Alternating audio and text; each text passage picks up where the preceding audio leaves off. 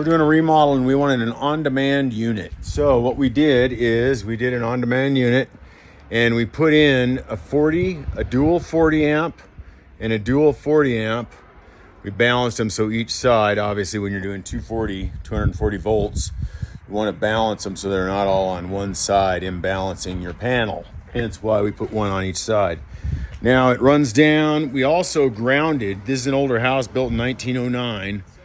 So we went ahead and grounded the panel as well. That's a 10-foot copper pole. So we grounded that.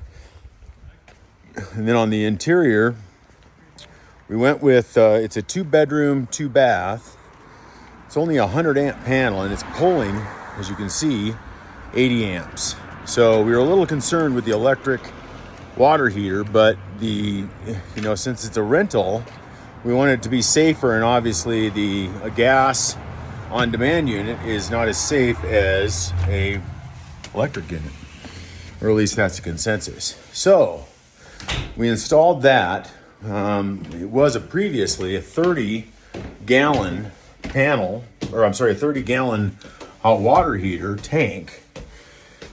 So, 30 gallons isn't much. So we went ahead and installed the Rheem, and I'm pulling out the 30 amp, but here's the system.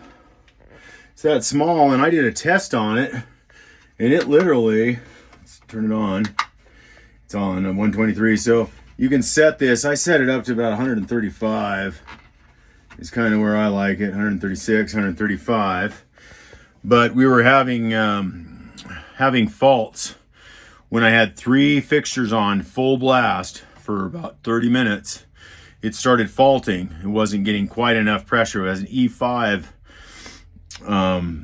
warning, which basically means you're not getting enough flow, enough water, enough pressure to fill the need or the demands.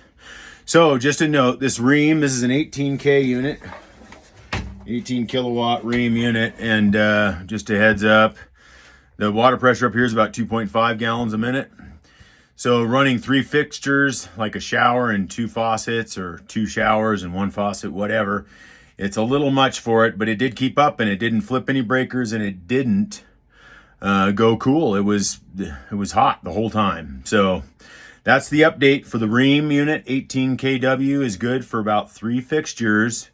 If you have moderate water pressure, and this remodels in Minturn, so I'll give you an idea. But these systems are really easy to connect. It took me about 2 hours. So you have the mounting brackets. I mounted it to a piece of plywood, and then of course I grounded the heck out of it. It grounds here, 2 grounding wires, and then I use 6-gauge wire. So 6 gauge, 2 runs that goes back and down to the panel, obviously, each to a 40-watt double pole switch.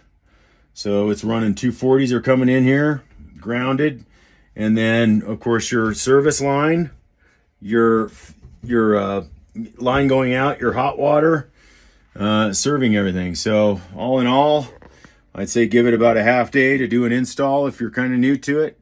And wiring it up to the panel, pretty darn easy. Double pole breaker. It's a little more work than a single pole, but make sure your panel is grounded. That's it. Other than that, we like the unit. We like Rheem.